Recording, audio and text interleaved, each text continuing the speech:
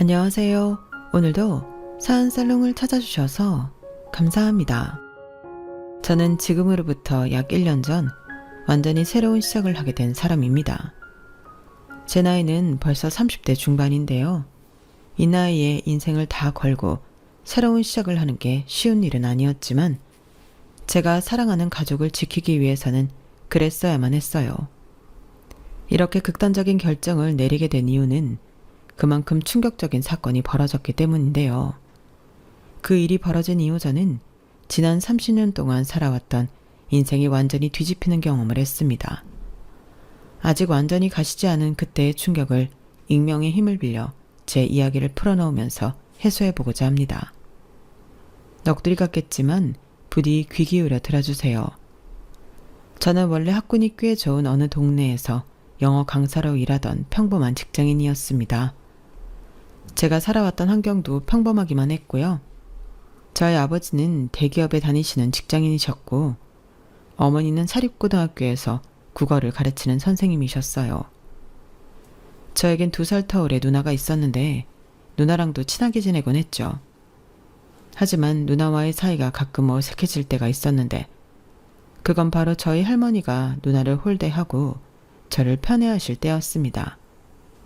얘 승주야, 네 동생 밥 먹은 거 갖다 치워라. 아니야 할머니, 내가 치울게. 남자가 어디 주방에 들어가라고 하냐.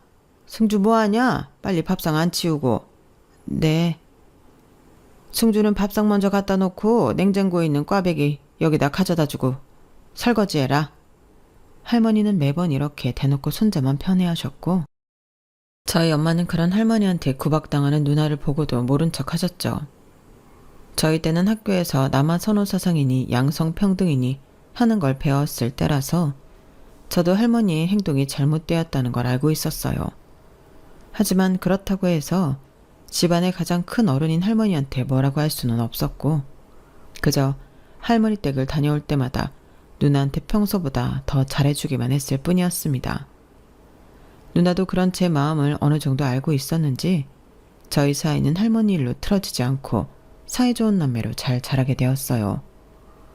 할머니는 저희가 중학생 때 돌아가셨고 그 이후로 저와 누나의 사이는 더 이상 어색해질 일이 없었답니다.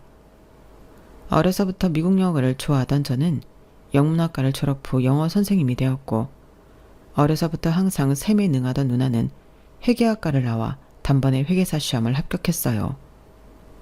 대형 회계법인에 취직한 누나는 남부럽지 않은 화려한 싱글의 삶을 살고 있었죠. 이렇듯 그다지 별난 구석이 없는 평범한 집안에서 자라난 저는 성인이 되어 혼자 살면서도 평범하게 그지없는 직장인이 되었어요. 그리고 여느 때처럼 금요일날 회사가 끝나고 몇몇 동료들과 회사 근처 와인바를 갔다가 거기서 아내를 만나게 되었고요. 그 와인바는 이상한 곳이 아니라 여자들이 자주 가는 그런 평범한 와인바였어요. 남자들은 주로 데이트를 하거나 저처럼 여자 동료들과 함께 한두 번 갈 만한 그런 곳 말입니다. 그리고 그곳에서 저는 바로 옆 테이블에 친구들과 앉아있던 아내에게 소위 말해 첫눈에 반하게 된 거고요. 아내는 말로 표현하기 어려운 고급스러운 분위기를 가진 사람이었거든요.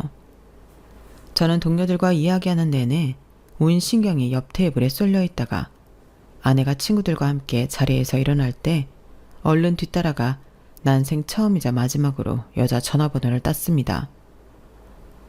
혹시 실례가 안 된다면 전화번호 좀... 제가 원래 이런 데서 여자 번호를 물어보는 사람이 아닌데 너무 제 스타일이셔서요. 그게...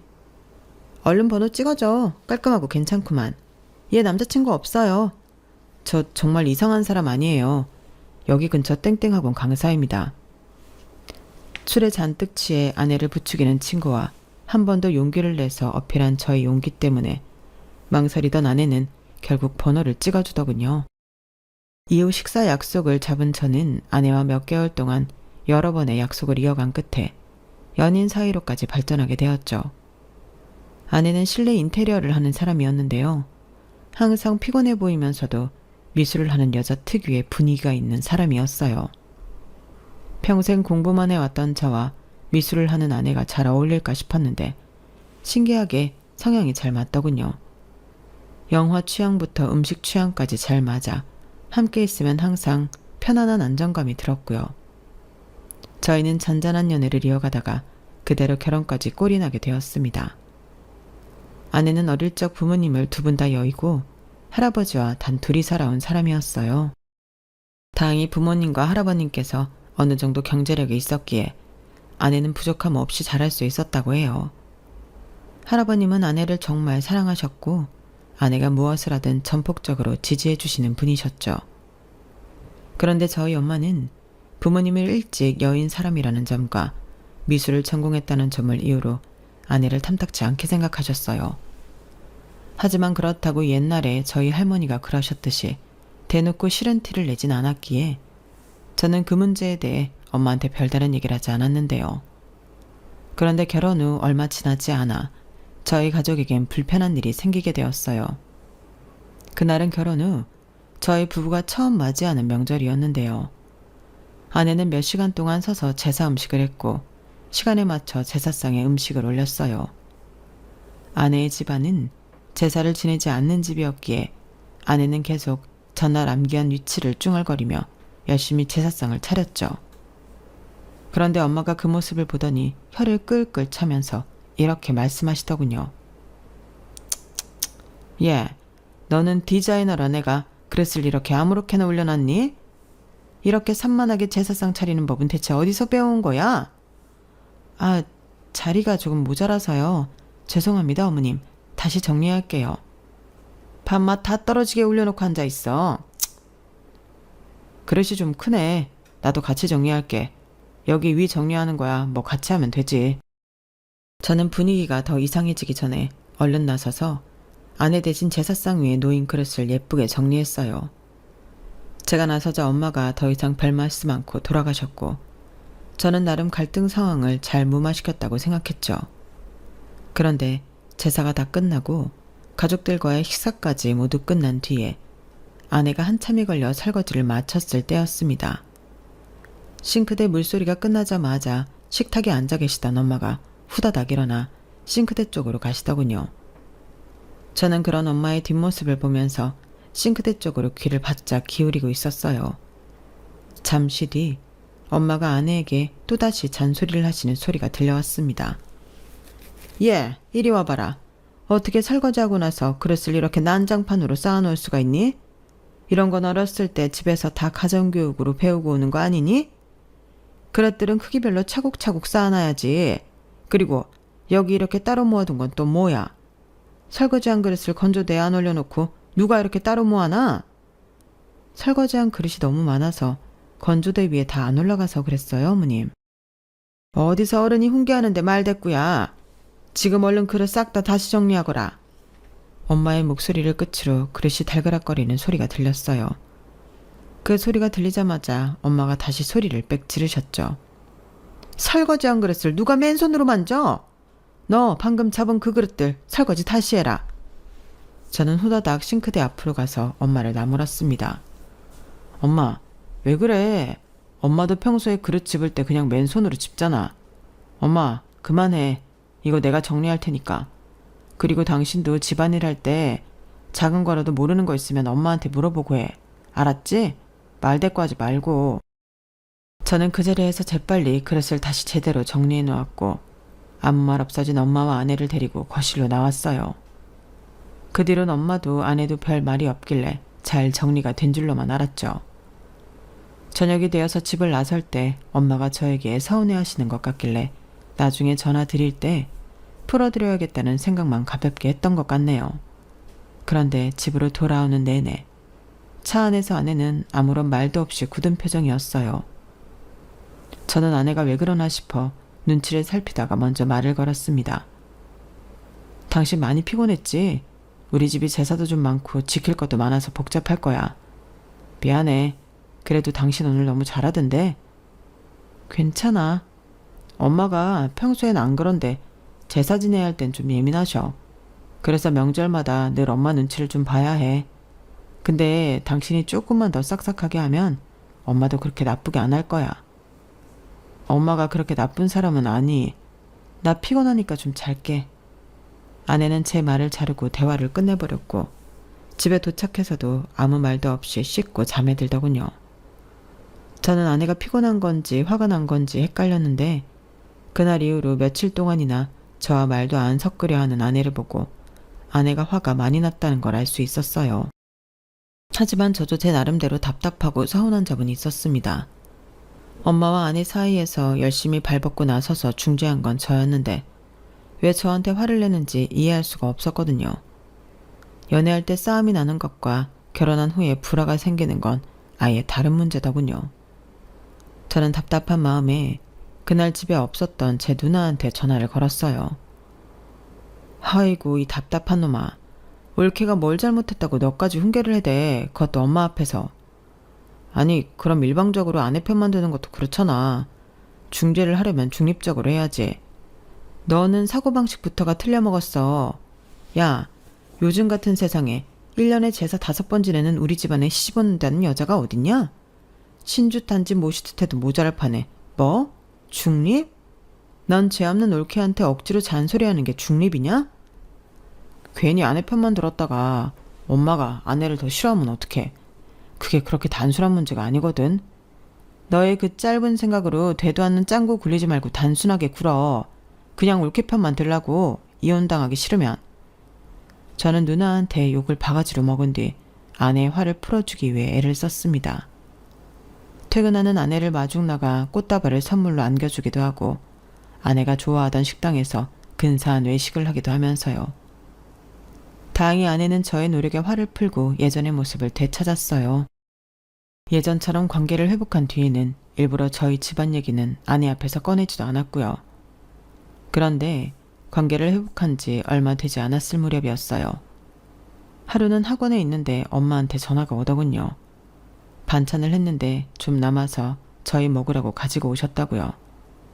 이미 저희 집 앞에 와 계신 상태였고 비밀번호를 알려달라고 하시니 저는 별 생각 없이 알려드렸습니다. 무거운 반찬통을 들고 현관 앞에 서 계시다니까 당연히 알려드려야겠다고 생각한 거죠. 하지만 그날 퇴근 후 집에 도착했을 때 아내는 매서운 눈빛으로 저를 바라보며 묻더군요. 당신 어머니한테 우리 집 비밀번호를 알려드렸어? 왜? 아까 엄마가 반찬 가지고 왔다고 해서 알려줬는데? 그걸 알려드리면 어떡해. 아니 알려드렸다고 하더라도 나한테 말을 안 하면 어떡해. 그런 일은 같이 사는 사람한테 바로 알려줘야지. 엄마한테 현관 비밀번호 알려드리는 것도 말을 해야 돼? 그냥 잠깐 반찬만 놓고 가신다는 건데. 그냥 잠깐? 오늘 오후에 하루 종일 어머님이 나한테 얼마나 잔소리 하셨는지 알아? 이거 봐. 부엌이며 화장실이며 심지어는 내 옷장 사진까지 다 찍어 보내시면서 잔소리 하시잖아. 당신 혼자 사는 집이 아니라 우리가 같이 사는 집인데 어떻게 나한테 말도 없이 그래? 그럼 엄마가 무거운 반찬통 들고 현관 앞에 서 있다는데 어떻게 비밀번호를 안 알려줘? 날더러 어떡하라는 거야. 애초에 이런 일이 없게 하면 좋았잖아. 우리 집 올 때에는 미리 말을 하고 오시라고 해야지. 아무리 반찬 들고 오신다고 해도 이렇게 불쑥 찾아오면 곤란하다고. 어머님이 내 가방 안까지 뒤지면서 사치스럽다는 둥, 비위생적이라는 둥 얼마나 잔소리 하셨는 줄 알아?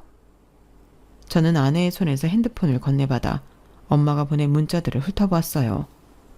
오후 3시부터 6시까지 거의 50통의 문자를 보내셨더라고요. 15분, 20분 간격으로 문자를 보내신 걸 보니 더러운 걸 확인할 때마다 사진을 찍어서 보내신 것 같은데 그 내용도 별거 아니었습니다. 옷장 안쪽 모서리에 쌓인 먼지, 욕실 변기 뒤쪽에 물때, 가방 안에 있는 카페 쿠폰 같은 것들이었죠. 내용을 보니 아내가 화가 난 것도 이해가 되면서 당황스러웠어요. 저는 일단 아내한테 알겠다고 미안하다고 한 뒤 잠시 집 앞으로 나와 엄마한테 전화를 했습니다. 엄마, 오늘 집에 다녀갔을 때 집안 구석구석 들춰보고 그랬지. 그걸로 아내한테 잔소리까지 하고. 다음부턴 그러지 마. 우리 집에 올 거면 미리 연락하고 오라고. 참나, 걔가 너 퇴근하자마자 곧바로 쪼르르 가서 고자질했니? 내가 뭐라고 한 소리 좀 했다고? 무슨 한 소리만 해. 내가 엄마 보낸 문자 전부 봤어. 엄마가 이렇게 아무것도 아닌 걸로 꼬투리 잡고 잔소리하면 내가 아내랑 어떻게 잘 지낼 수 있겠어. 내가 이혼했으면 좋겠어? 아내가 엄마 마음에 안 드는 거 알아. 그래도 내가 결혼한 사람이잖아. 명절 때 일도 그렇고 자꾸 아내 괴롭히지 마. 내가 뭘 걔를 괴롭혀? 원래 시집 오면 시애미가 며느리 가르치고 그러는 거야. 네가 뭘 안다고 여자들 일에 끼어들어서 이래라 저래라니? 왜 엄마한테만 불평하냐고. 세영이 걔가 그래? 무조건 다 내가 잘못했다고? 지 잘못은 하나도 없다고 하지. 아니라니까. 세영이 잘못이면 세영이 잘못이라고 하지. 엄마, 진짜 그만해. 내가 판단했을 때 이건 엄마가 잘못한 거니까 엄마 잘못이라고 말하는 거야. 난 분명히 얘기했어. 저는 단호하게 말을 한 뒤 통화를 끝냈어요. 이 일로 한동안 엄마와 서먹해졌지만 이번 일은 제가 생각해도 엄마한테 단호하게 말씀을 드려야 할 것 같아 저도 강경한 태도를 유지했죠.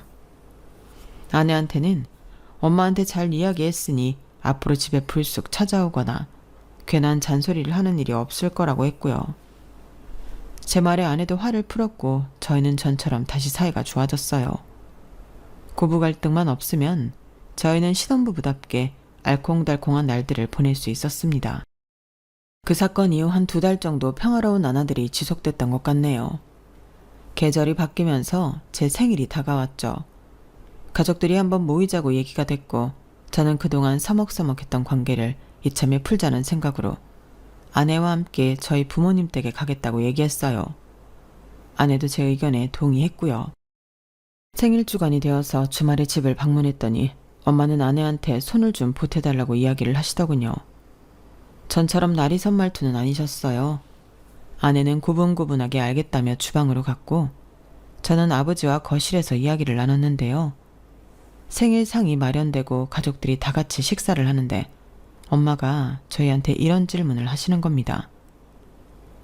너희 결혼한 지 한참 됐는데 애는 언제 가질 거니? 결혼한 지 한참 됐다니. 우리 이제 1년쯤 지났는데. 우리 땐 결혼하면 바로 애부터 가지는 게 우선이었다. 1년이 지나도 애가 없으면 너희가 조금 더 노력하는 모습을 보이던가 해야 되는데 내가 보기에 너무 느긋한 것 같아서 하는 말이야. 예, 세영이 너 괜히 피곤하다고 아이 가지는 거 게을리하면 안 된다. 네, 저희도 노력하고 있어요, 어머님. 그 애들이 어련히 알아서 하겠지. 밥상머리 앞에서 옆에 내가 주책맞게 별소리를 다 해. 중요한 얘기니까 그렇죠. 당신도 독자고 우리 승훈이도 독자인데 여유가 어디 있어요?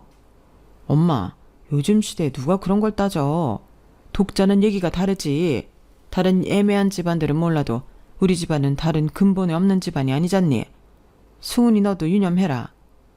엄마는 저에게도 엄한 표정으로 이야기했어요. 제가 더 반박하려고 했지만 아내가 식탁 아래로 제 발을 툭 치며 제지했죠. 덕분에 저는 더 이상 아무 말도 하지 않았고 그날의 일은 그렇게만 지나가는 줄 알았습니다.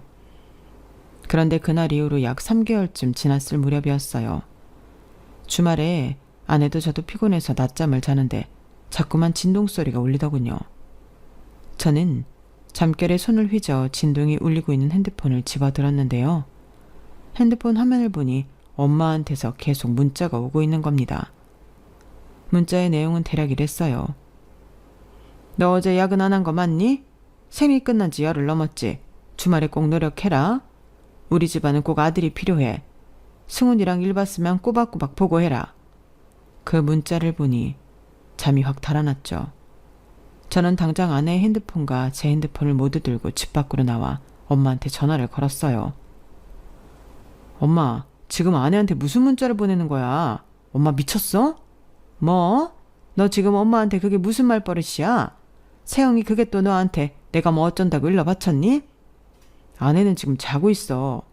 내가 아내 핸드폰 봤다가 아니 무슨 이런 문자들을 보내. 뭐? 일이 있을 때마다 보고하라고? 그럼 그동안 내가 아내랑 그럴 때마다 엄마가 다 보고받고 있었단 말이야? 그게 얼마나 소름 끼치는 줄 알아? 그동안 안 그랬으니까 앞으로 그러라고 문자한 거잖아. 그리고 엄마가 아들 일정 확인하는 게 어때서? 너희가 얼마나 아이 소식이 없으면 내가 이러겠어. 앞으로 아내한테 문자하지 마. 알았어? 엄마가 자꾸 이러면 내가 신경 쓰여서 아내랑 아무것도 못하겠다고. 방금 그 문자 때문에 당분간은 아내랑은 같은 이불 덮는 것도 부담스러울 것 같아. 진짜 우리 좀 그냥 냅두라고. 저는 이때는 이성을 잃고 엄마한테 화를 냈어요. 그날 이후 저는 제가 나서서 아내의 핸드폰 번호를 바꾼 뒤 엄마한테는 아내의 전화번호를 알려드리지 않았습니다. 지금 다시 생각해도 그때의 충격은 잊을 수가 없네요. 그날 엄마와의 통화를 끝낸 이후 낮잠에서 깬 아내와 함께 핸드폰을 확인해 보았을 때 지난 3개월 동안 엄마가 그런 식으로 보낸 문자가 몇백 개나 쌓여 있었거든요. 저는 아내한테 앞으로 엄마한테 따로 연락이 오면 저한테 반드시 곧장 이야기하라고 신신당부를 했어요. 또 부모님께는 명절 이외의 제사는 저만 가고 아내는 데리고 가지 않겠다고 선언했고요. 그 사건 이후로 전에는 그저 평범한 고부 갈등인 줄 알았던 저희 집안의 불화가 사실 굉장히 심각한 상태였다는 걸 깨달았어요. 그렇다고 절 낳고 길러주신 엄마와 완벽히 척을 질 수도 없는 노릇이니 저는 늘 마음이 무거운 상태로 지낼 수밖에 없었죠. 하지만 아내는 시댁과 멀어지면서 하루가 다르게 얼굴이 피어갔어요. 저와의 관계도 더없이 좋았고요. 그래서였을까요? 제가 저희 부모님과 아내를 떨어뜨려 놓은 지 반년이 채 안 되어서 저희 부부에겐 아기 천사가 찾아오게 되었습니다. 이 소식을 들은 양가 가족들은 모두 축하해 주었어요. 저희, 특히 처갓댁의 할아버님이 눈물을 보이실 정도로 좋아하셨죠. 고맙네 백서방. 내가 이제야 우리 아들이랑 며느리를 마음 놓고 보러 갈 수 있겠어. 아유, 아닙니다. 제가 할아버님께 감사하죠. 저희 애엄마를 허락해 주신 건데요. 이제 됐어. 세영이는 몸조리 잘하고 아무것도 걱정하지 말거라. 뭐 필요한 거 있으면 바로 할애비한테 연락하고. 뭐가 됐어. 엄마 아빠는 한참 나중에 보러 가고 나 출산하면 육아 도와줘야지. 아내는 눈시울이 붉어지면서도 괜시리 투정 아닌 투정을 부렸어요. 그 모습을 보며 저희 부모님도 할아버님처럼 순수하게 축하하고 기뻐해 주시면 얼마나 좋을까 싶었네요. 하지만 저희 얼굴을 본 저희 부모님의 첫 질문은 이랬어요. 그래서 성별은 언제 할 수 있다니? 12주 지나면 알 수 있는데 확실한 건 좀 더 기다려 봐야 한대요. 20주차 정도는 기다려야 확실히 알 수 있다고 하셨어요. 아들이지? 이번에 아들이 아니면 최대한 빨리 또 둘째를 가져야 하는데. 세영이 나이도 있으니까 서둘러야 한다. 축하보다는 그저 아들이라는 목적만 달성하려는 모습이었죠. 그러다 보니 저도 저희 부모님 댁에 다녀왔을 때는 처갓댁에 다녀왔을 때처럼 기분이 좋지 않더라고요. 여하튼 저희 부모님은 아내가 부담스러워할 정도로 임산부에게 좋다는 음식이나 아기 용품들을 보내셨어요. 내용을 살펴보면 하늘색, 파란색 아이 옷들과 로봇이나 자동차 등 이제 나의 성별을 아들로 확정 짓고 보내는 선물들이었죠. 그걸 보니 저까지 숨이 막히는 기분이더군요. 제가 자라날 때는 그 어떤 압박도 없으셨던 저희 부모님이었기에 더 당황스러웠어요. 하지만 아내에게 티를 내진 않았습니다. 그저 전처럼 저희 부모님과 아내 사이에 거리를 둘 뿐이었죠. 그렇게 아내와 함께 출산 준비를 하던 어느 날이었습니다. 한 번은 제가 매번 같이 가던 아내의 검진일에 급하게 잡힌 일 때문에 못 가게 되었어요. 같이 일하는 선생님이 부친 상을 당해 수업을 빠지게 되어 제가 대타를 뛰어야 했거든요. 퇴근 후 아내에게 고생했다고 혼자 잘 다녀왔냐고 물으니 아내는 별 이상 없었다며 대수롭지 않게 대답했어요. 저는 아내의 말을 듣고 다행이라고 대꾸하며 여느 때와 다르지 않은 저녁을 보낸 뒤 잠이 들었죠. 그런데 그날 이후로 아내는 산부인과 검진을 자꾸만 혼자 다녀오는 거였어요. 처음 한 번은 아무런 말도 없이 예정된 검진을 보다 3일 일찍 다녀오더니 그 다음은 친구랑 약속이 있다는 핑계로 또 그 다음은 본인이 일정을 깜박하고 하루 일찍 갔다는 이유로 혼자 산부인과를 간 거죠. 한두 번 반복되면 그러려니 하는데 4번, 5번 그런 일이 반복되니 아내가 마치 저와 함께 검진을 받으러 가지 않으려는 것 같더군요. 몇 주가 더 지나고 저는 아내가 일부러 저와 병원 가는 걸 피한다는 걸 확신했습니다. 아내가 작정하고 저와 검진을 받지 않으려고 한 이상 무슨 일이냐고 아내를 닥달해봤자 쉽게 입을 열 것 같지 않았어요. 그래서 차라리 그냥 아내가 병원을 갈 때 몰래 따라가서 알아보기로 했죠. 아내에겐 제가 먼저 돌아오는 검진 날엔 약속이 있어서 못 갈 것 같다고 선수를 쳤어요. 그래야 아내가 정해진 검진 날에 맞춰 병원에 갈 테니까요. 예상대로 아내는 제가 같이 안 간다는 말에 예약 날짜에 맞춰 집을 나서더군요. 마침 운동회 시즌이라 하루의 수업을 완전히 빼놓았던 저는 그런 아내를 몰래 따라 나섰죠. 병원에 도착한 저는 진료실과 최대한 떨어진 곳에 앉아있다가 아내가 진료실로 들어감과 동시에 진료실 문 바로 옆자리로 얼른 자리를 옮겼어요. 지나가던 간호사가 그런 절 이상하게 쳐다봤는데 제가 남편이라고 하니 별다른 말은 하지 않고 가더군요. 다행히 진료실 문은 살짝 열려 있었고 의사와 아내의 목소리가 조그맣게 들려왔어요. 처음엔 잘 안 들렸지만 온 신경을 집중해 들으려고 하니 대화 내용이 점점 선명하게 들려왔는데요. 괜찮아요. 조금 빠른 건 괜찮을 것 같아요. 어차피 그때 되면 다들 아실 텐데요. 그렇게 엄한가요? 그럼 남편분이라도 지금 상황은 절대 말하면 안 될 텐데. 시기는 그때쯤이 좋거든요. 그럼 그렇게 할게요. 선생님 정말 감사해요. 그래요. 그럼 그날 출산하시고. 네, 그렇게 진행해보죠. 네, 알겠습니다. 감사해요, 선생님. 아내는 담담한 목소리로 몇 번이나 의사한테 감사하다는 인사를 하고 나왔어요. 저는 아내가 나오기 전에 얼른 병원을 나와버렸죠. 그리고 한참을 병원 앞 벤치에 앉아 있었습니다.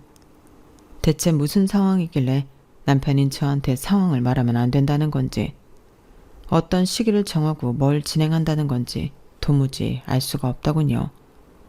당시 이미 아내는 만삭에 가까운 상태였고 출산을 고작 2달 앞두고 있었는데 말이에요. 저는 한참을 고민하다가 아내한테 직접적으로 오늘 일 이야기하며 제대로 물어봐야겠다고 다짐을 한 뒤에 집으로 들어갔어요. 그런데 저보다 아내가 먼저 입을 열더군요. 여보, 수술 일정 잡혔어. 우리 다음 달에 출산하기로 했어. 뭐? 너무 이른 거 아니야? 부탁이 있어. 시댁엔 비밀로 해줄래? 뭘 비밀로 해달라는 거야? 애 낳는 걸 비밀로 해달라고? 수술날 찾아오지 마시라고 해줘.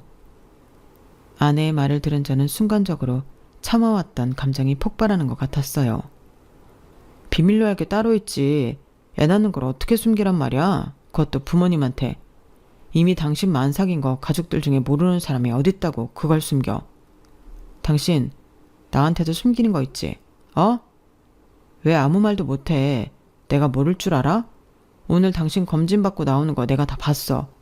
의사가 남편한테는 말하지 말라고 하는 것까지 다 듣고 왔다고. 대체 애아빠인 나한테 말 못할 게 뭐야? 당신한테 말하면 어머님이랑 아버님한테 바로 얘기할 거 아니야. 당신 아무 소리 안 할 자신 있어? 다른 것도 아니고 애를 낳는 일을 어떻게 아무 말도 안 하냐고. 당신 진짜 이상한 얘기하고 있는 거 알아? 얘기 안 하면 뭐 우리 가족이랑은 아예 연 끊고 살겠다는 거야? 당신한테는 더 이상 할 얘기 없어. 난 수술 전까지 당분간 친정에 가 있을 테니 그리 알아. 그리고 아내는 정말로 친정으로 가버렸죠. 저는 너무 황당하고 화가 났지만 그렇다고 만삭인 아내한테 더 심하게 굴 순 없었어요. 직접 찾아가는 대신 할아버님께 연락을 드렸는데 할아버님도 무슨 일이 있는 거냐며 걱정스럽게 여쭤보시더군요. 저도 무슨 일인지 모르겠지만 일단 아내를 잘 부탁한다고 말씀드릴 뿐이었습니다. 당시 출산일이 다가오면서 하루가 다르게 저에게 연락을 하시던 저희 부모님께는 수술 날짜만 알려드리고 별다른 말은 하지 않았어요. 그런데 수술 날짜를 들은 엄마가 곧바로 탄식을 하셨죠. 아이 참, 왜 자연분만을 안 하고 수술 일정을 잡아? 그런 거 따지면서 또 싫은 소리 하실 거면 그냥 오지 마. 나중에 출산 끝나고 연락할 테니까. 아니, 원래 출산 예정일보다 너무 빠르잖니. 의사가 그때가 좋다고 한 거야. 나도 자세히는 몰라. 나중에 얘기해 줄게. 엄마는 더 이상 아무런 말을 하지 않았고 그대로 통화는 종료되었어요. 당시 저도 이런저런 일로 너무 예민한 상태였기에 말이 조금 세게 나간 것 같아 죄송한 마음이 들었죠. 그래서 아내의 수술날 부모님을 모시고 같이 가기로 나중에 따로 약속을 잡았습니다. 그리고 출산 당일 할아버님이 아내가 출산하러 갔다고 먼저 알려주셨습니다. 저는 저희 부모님과 함께 병원으로 향했죠. 하필 그날따라 가는 길이 막혀 저희가 좀 늦게 도착하게 되었고 병원에 갔더니 아내는 이미 출산을 하러 들어갔더군요. 분만실 앞에서 아내와 아이를 기다리는데 얼마 지나지 않아 안에서 의사가 나왔어요. 생각보다 빨리 끝났다고 생각하던 순간 의사가 저를 보더니 당황하는 겁니다. 혹시 신세영님 남편분이세요? 네, 무슨 문제라도 있나요? 출산은 잘 진행되었나요? 그게 환자 개인정보에 대해 제가 말씀드릴 수는 없을 것 같습니다. 뒤에 계신 분들도 다 가족분들 아닌가요? 네, 맞습니다. 가족이니까 말씀해 주셔야 하는 거 아닌가요? 대체 무슨 일이길래 그러시는 건데요? 제가 신세영 법적 배우자인데요. 왜 말씀을 안 해주시는 건가요? 환자가 원하지 않으면 저희는 개인정보를 지킬 의무가 있습니다. 잠깐만 기다려 주시죠. 의사는 이 말만 하고 다시 분만실로 들어가더군요. 저는 제 아이가 태어난 순간에도 아내 곁에 가지도 못하고 무슨 일이 일어나고 있는지도 모르고 있다는 사실이 너무나도 납득이 가지 않았죠. 첫 아이가 태어나는 순간만큼 감정이 유동치는 순간이 없잖아요. 그래서 더 이성적인 사고를 하지 못했던 것 같네요. 하지만 갑자기 불현듯 저 말고 다른 가족들이 있으면 안 되겠다는 생각이 들었습니다. 아내도 의사도 자꾸 저와 함께 있는 가족들을 신경 쓰고 있는 것 같다는 느낌이 들었거든요. 저는 얼른 저희 부모님과 할아버님께 다른 곳에서 기다려달라고 보내고 나서 분만실 문을 두드렸어요. 그러자 문이 열리더니 아내를 실은 침대가 이동하고 의사가 나와 저에게 자초지종을 설명하더군요. 신세영 씨가 출산한 아이는 문해증이 있습니다. 오늘이 지나면 사망할 거예요. 뭐라고요? 그게 대체 무슨 소리예요? 신세영 씨도 몇 개월 전 이 사실을 알고 많이 힘들어했습니다. 하지만 가족들에게 알리는 걸 극구 반대해왔어요. 요즘 그런 집안이 많이 없지만 듣기로는 신세영 씨 가족이 아들을 원하고 있다면서요. 아이를 빨리 가지려고 푸시도 좀 하셨고. 그래서 지금 아내는요? 아내는 괜찮나요? 제가 그 말을 하는 순간 제 등 뒤에서 저희 부모님의 목소리가 들려왔어요. 이게 다 무슨 소리냐? 아이는 어쩌고 세영이만 딸랑 나와? 아버지, 그게 내가 잘못 들었니? 문해증이라니. 지금 세영이가 문해아를 낳았다는 거야? 입 다물지 못해. 우리 손주가 문해아라니. 무슨 그런 불경한 소리를 해. 승훈이 네가 설명해봐라. 이게 다 무슨 일이냐?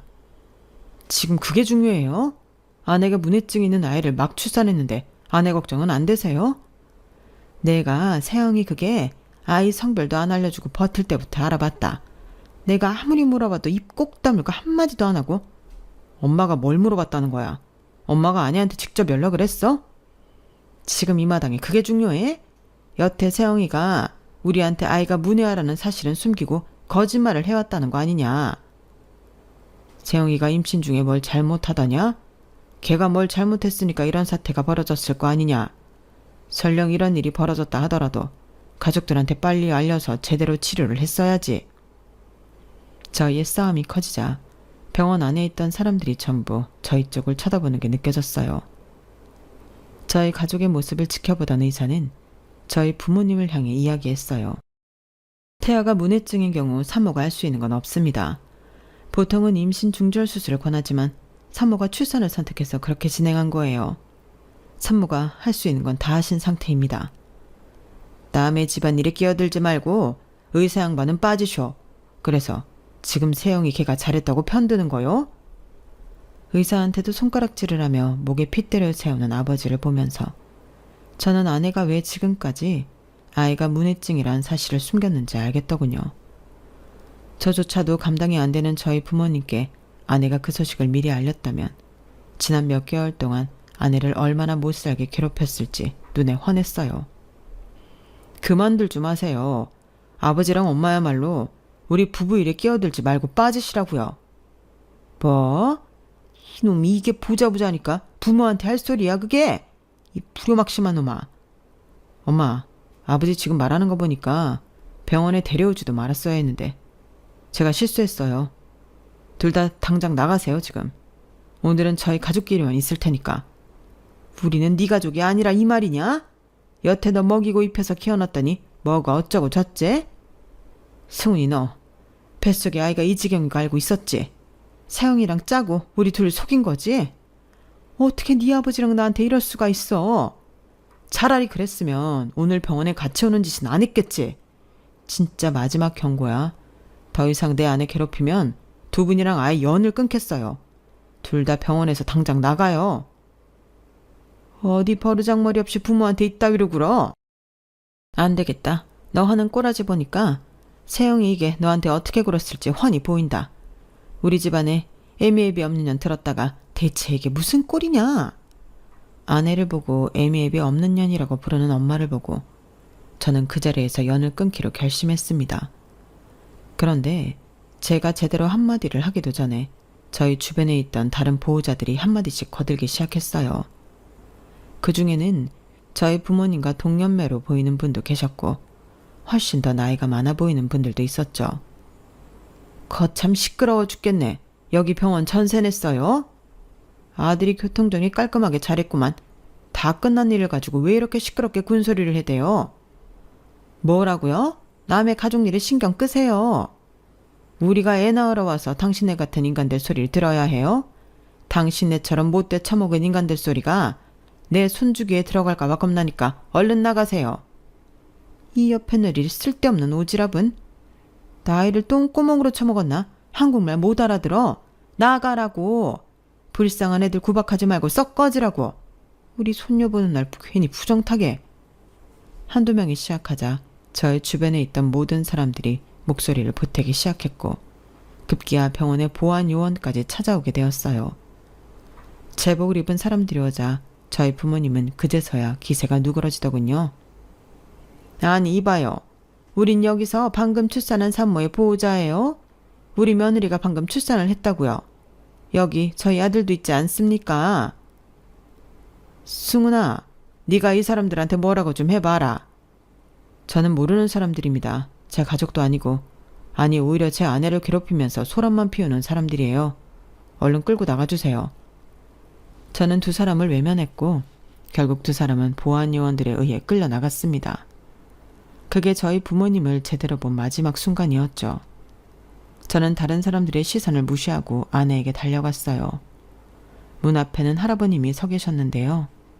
마치 지금까지의 소란을 전부 보신 듯 복잡한 표정을 하고 계셨어요. 저는 아내에게 다가가 괜찮냐고 물어봤습니다. 산통이 없어서 아프진 않았어. 괜찮아. 이런 일이 있는 줄 몰랐어. 당신 혼자 힘든 일 겪게 해서 미안해.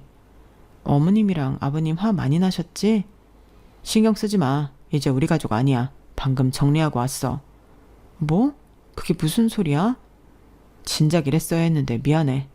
당신한테 우리 엄마가 자꾸 연락한다며.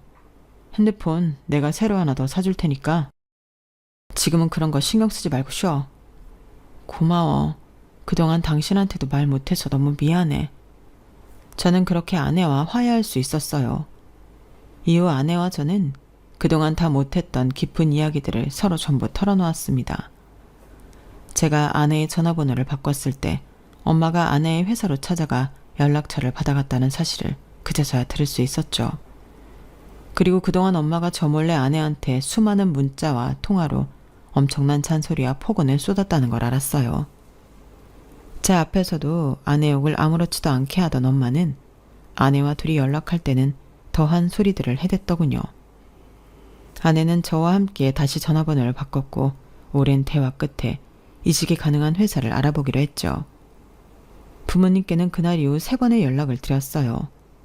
3번의 통화는 모두 같은 내용이었는데요. 저는 부모님에게 아내에게 사과할 것을 요구했고 그렇지 않으면 정말로 연을 끊겠다고 밝혔어요. 부모님은 저희를 후레자식이라고 부르며 욕하셨고요. 끝끝내 부모님이 뜻을 굽히지 않자 결국 저는 마지막 3번째 전화를 끝으로 연락을 끊어버렸습니다. 그 뒤 엄마가 또 아내의 회사에 찾아갔다고 해요. 하지만 이번엔 아내가 엄마를 발견하자마자 저한테 전화를 했고 그 모습에 엄마는 그냥 돌아가셨다고 하더군요. 저는 약 반년 만에 처갓집 근처에 새집을 구해 이사를 갔어요. 그리고 아내는 다행히 좋은 조건으로 새집 근처에 새 직장을 얻을 수 있었고요.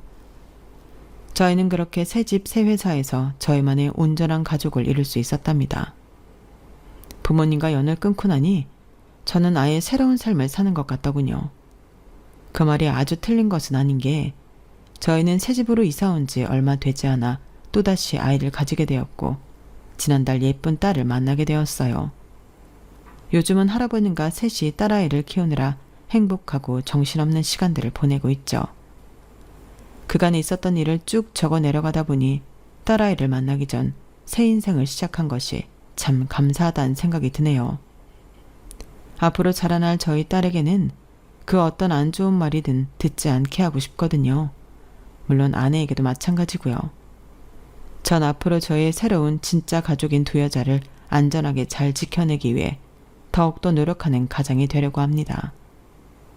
댓글로 초보 아빠를 위한 응원과 격려 한마디씩 부탁드립니다. 제 이야기를 들어주셔서 감사합니다. 여러분들의 가정에도 평안과 행복이 가득하길 바랍니다.